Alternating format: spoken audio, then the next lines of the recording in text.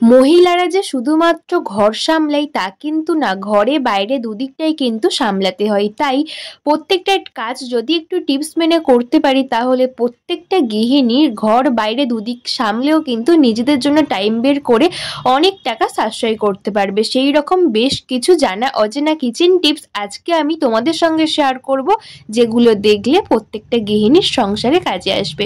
চলো আজকের প্রথম টিপস কি আছে দেখে নিই। বন্ধুরা, ঘি আমরা প্রত্যেকেই খাই, রান্নার কাজে বা যে কোনো কাজে কিন্তু ব্যবহার করি। ঘি ঢালার পরে দেখা যায় গা বেয়ে বেয়ে নিচের দিকে এইরকমভাবে কিন্তু ঘি জমে থাকে। আমরা যেখানেই ঘিয়ের বোতলটা বসাই না কেন সেখানেই কিন্তু ঘি পড়ে থাকে। অনেক সময় গরমের দিনে তো অনেক পিঁপড়েও চলে আসে এই ঘিয়ের মধ্যে, দেখা যায় ঘিটা পুরো গন্ধ হয়ে যায়, ঘিটা ফেলে দিতে হয়। আর যেখানেই বসে না কেন এই তেল তেলা হয়ে মেঝেটা পুরো তেল হয়ে যায়। তাই ঘি যখনই ঢালবেন একটু সাবধানে ঢালবেন, আর এই ছোট্ট কাজটা করে রাখলে কিন্তু আমরা যেখানে ইচ্ছে ঘিয়ের কৌটোটা রাখতে পারি, একটুও ঘি গায়ের মধ্যে লেগে থাকবে না। আমি এখানে দেখিয়ে দিচ্ছি তরকারির মধ্যে ঘি দিতে গিয়ে গায়ের মধ্যে কতটা ঘি এই মুখের কাছটা জমে আছে। এই ঘিগুলো জমে থাকলে কিন্তু পিঁপড়ে খুব সহজে এখানে এসে বসে থাকে আর এই ঘিটার মধ্যে প্রবেশ করে, তখন ঘিটা গন্ধ হয়ে গেলে আমরা প্রত্যেকেই ফেলে দিই। বন্ধুরা, যখনই ঘি কিনে আনবে এই ছোট্ট কাজটা করে রাখবে। এখানে ঘিয়ের কৌটোটা আমি ভালো করে মুছে নিয়েছি, এরপর একটা গার্ডার দিয়ে দেব। গার্ডারটা পরিষ্কার গার্ডার, মুখের কাছে যদি একটা গার্ডার দিয়ে রাখি তাহলে কোনো কারণে কিন্তু ঘিটা এইভাবে নিচের দিকে নামবে না, গার্ডারের মধ্যে থেকে যাবে। আর 2 সপ্তাহ বা 1 মাসে এই গার্ডারটা কিন্তু ধুয়ে দিলেই হয়ে যাবে।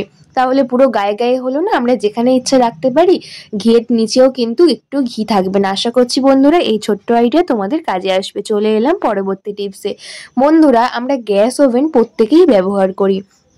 কোথাও ঘুরতে যাচ্ছি তখন কিন্তু আমরা বাড়ি ঘর রান্নাঘর প্রত্যেকটা জিনিস পরিষ্কার পরিচ্ছন্ন করে যাই, কারণ হয়তো 3-4 দিন 5-6 দিনের জন্য যাচ্ছি, অনেক সময় অনেক দিনের জন্য বাইরে কোথাও যাচ্ছি। তখন কিন্তু ভাবি যে 1 মাস পরে বা 1 সপ্তাহ পরে এসে যেন কোথাও কোনো জায়গা আমাদের ডিপ ক্লিন করতে না লাগে, এসে উপর পরিষ্কার করে আবার আমরা কিন্তু রান্না বান্না শুরু করি থাকি। তবে আমরা এই ছোট্ট ভুলটা করে গেলে দেখা যায় এসেও কিন্তু ডিপ ক্লিন করতে হয়, যাওয়ার সময়ও ডিপ ক্লিন করতে হয়।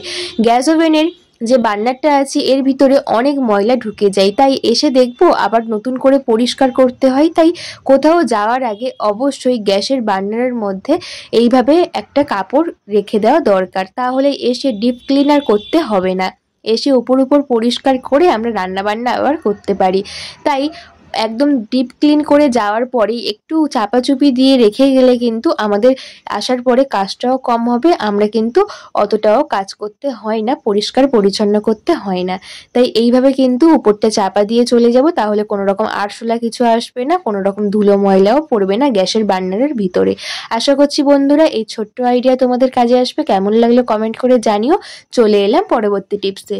আমরা এখনো অনেকেই আছি কাঁচের গ্লাস বা স্টিলের গ্লাসে চা খাই, আবার অনেকে আছি বাচ্চাদের গ্লাসের মধ্যে দুধ দিই। তখন কিন্তু 1 গ্লাস দুধ স্টিলের গ্লাস দিই বা কাঁচের গ্লাস দিই, তখন কিন্তু এই পুরো গ্লাসটা গরম থাকে। বাচ্চারা যখনই খেতে যায় হাতে ছ্যাঁকা লাগে বা হাত থেকে গ্লাসটা পড়ে যায় গরমের কারণে, তখন 1 গ্লাস দুধ নষ্ট হয়। কাঁচের গ্লাস হলে গ্লাসটা ভেঙে যায়, স্টিলের গ্লাস হলে তখন কিন্তু পুরো দুধটা পড়ে নষ্ট হয়ে যায়। তাই চা দিই বা দুধ দিই বাচ্চাদের, তখন এই ছোট্ট কাজটা করে রাখবে যাতে গ্লাসটা গরম হলেও কিন্তু হাত দিলে কোনো রকম হাতে গরম না লাগে। নিয়ে নেবে গার্ডার, আমাদের সবার বাড়িতেই গার্ডার আছে। এই গার্ডারটা ডবল করে দিয়ে দিচ্ছি দুটো গ্লাসের মধ্যে। এখানে মোটা ধরনের কোনো গার্ডার নিলে আরও ভালো হয়, তাহলে ধরতে কিন্তু সুবিধা হবে, একটুও গরম লাগবে না। তাই একটা মোটা গার্ডার নিয়ে এইভাবে গ্লাসের মধ্যে দিয়ে বাচ্চাদের দুধ খেতে দাও বা চা খেতে দাও, তখন কিন্তু ওদের হাতে আর গরম লাগবে না। এইভাবে গার্ডারের উপর থেকে ধরলে গ্লাসটা যতই গরম থাকুক না কেন দুধটা বা চাটা কিন্তু পড়ে যাবে না। আশা করছি বন্ধুরা আজকের এই টিপসটাও তোমাদের অনেক বেশি কাজে আসবে। কেমন লাগলো একটা কমেন্ট করে জানিও, ভালো লাগলে লাইক করে প্লিজ আমার পাশে থেকো। আজকে আমার ছোট্ট রিকোয়েস্ট, আজকের আমার এই ভিডিও তোমরা কে কোন জায়গা থেকে দেখছো বন্ধুরা একটা কমেন্ট করে বলো, আমার খুব ভালো লাগবে। চলো পরবর্তী টিপস দেখে নিই।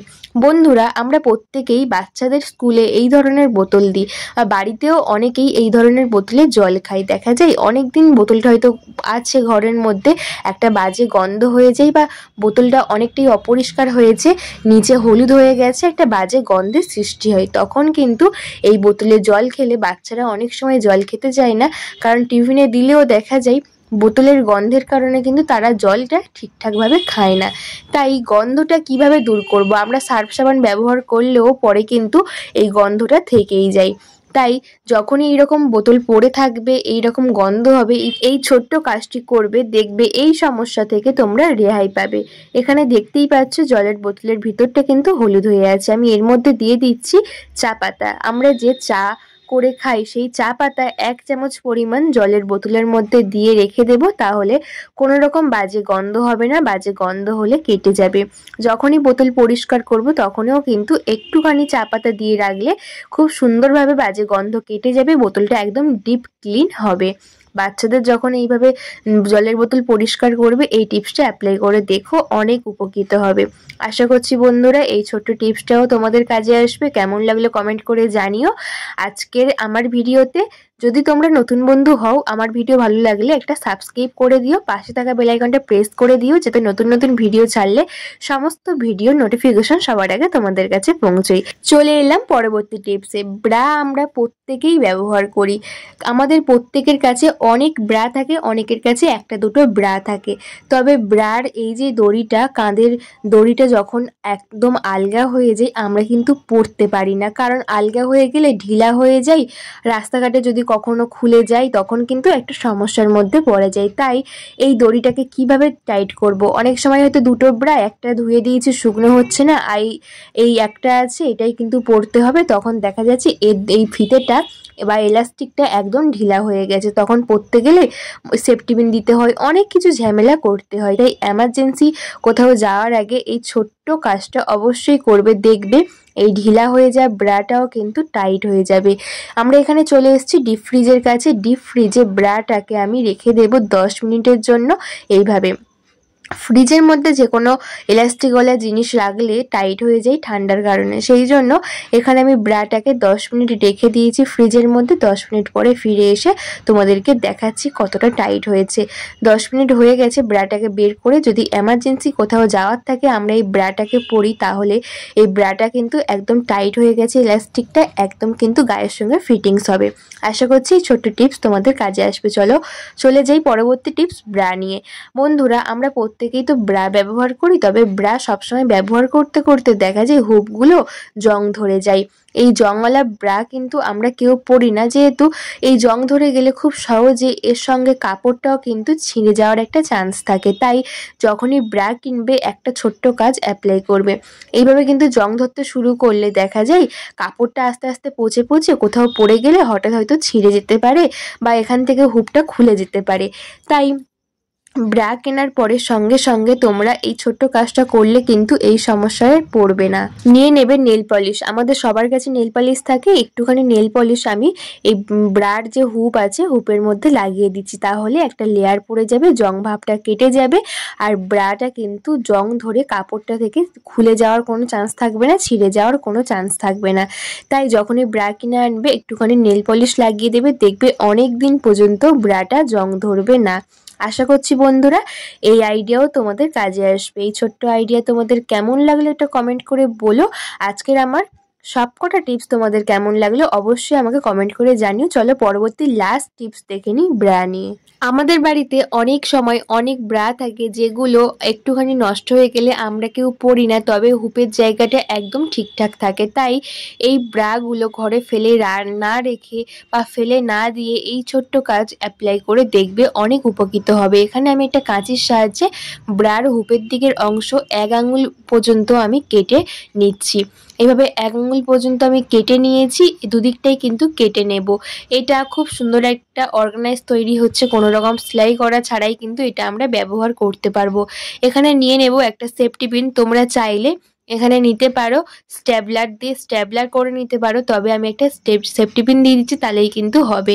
এটাকে এইভাবে দুদিকটা বসিয়ে নেব, নিয়ে একটা সেফটি পিন আমি মাঝখান দিয়ে জুড়ে দেব, সেফটি পিন দিয়ে একটু সেলাই মতো করে জুড়ে দেব। দেখবে বন্ধুরা, এইটাও কিন্তু আমাদের সবার কাজে আসবে, কারণ ঘরে পড়ে থাকা জিনিস যদি আমরা একটু বুদ্ধি খাটিয়ে সংসারের কাজে লাগাতে পারি, যদি কিছু টাকা সেভ করতে পারি, তাহলে তো অনেকই উপকারে আসে। সেফটি পিনটা লাগিয়ে দিয়েছি, চলো দেখে নিই এটা আমরা কোথায় কিভাবে ব্যবহার করতে পারি। আমাদের সবার বাড়িতে পর্দা থাকে, এবার অনেক পর্দায় দেখা যায় যে চিপকানোর যে দড়ি থাকে সেই দড়িটা থাকে না, তখন কিন্তু এই পর্দাগুলো এলোমেলো হয়ে থাকে, পাখা চালালে সবসময় উড়ে এদিক ওদিক যায়, দেখতে খারাপ লাগে। এটা এই পর্দায় কিন্তু ছিল না, এটা আমি কিন্তু লাগিয়ে নিয়েছি, তাই অনেক পর্দায় থাকে না। যেহেতু আমি মেশিনে কাজ করি তাই কিন্তু সহজেই লাগিয়ে নিয়েছি। অনেকে মেশিনের কাজ করে না, তারা কিন্তু এইভাবেই কিন্তু পর্দাগুলো টাঙিয়ে রাখে, দেখতে ভীষণ খারাপ লাগে, আর হাওয়া হলে এদিক ওদিক হলে অনেক সময় বিরক্তও লাগে। সেই জন্য ঘরে থাকা জিনিস দিয়ে কিন্তু আমরা এই চিপকানো জিনিসটা বানিয়ে ফেলতে পারি। যেটা আমি বানিয়েছি ওটাকে আমি এখানে লাগিয়ে দেব। দেখবে খুব সহজে এটা লাগানো হয়ে যাবে, কেউ বুঝতেই পারবে না যে না বললে যে এটা একটা ব্রা দিয়ে বানানো। একটা হাতে ভালো করে ধরেছি, ধরে যে জিনিসটা আমি বানিয়েছি ওটাকে আমি এইভাবে হুপে লাগিয়ে দিচ্ছি। কত সহজে হুপ সিস্টেমে আমি লাগিয়ে দিচ্ছি, আর আমরা যেখানে ইচ্ছা কিন্তু এটা ব্যবহার করতে পারি, কেউ বুঝতে পারবে যে এটা আমাদের ব্রা দিয়ে বানানো।